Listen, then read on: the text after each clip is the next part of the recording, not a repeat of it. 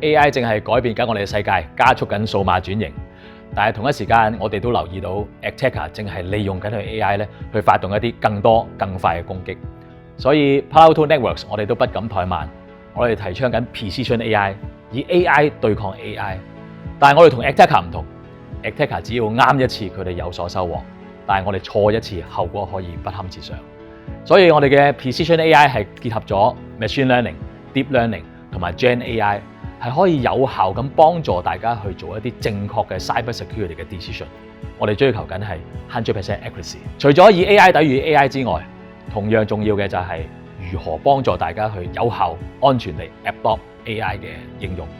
咁所以我哋亦都推出咗我哋嘅 AI Access 同埋 AI Runtime。AI Access 可以有效咁幫助大家去睇到一個完全嘅 full visibility， 一個 real time 嘅 visibility。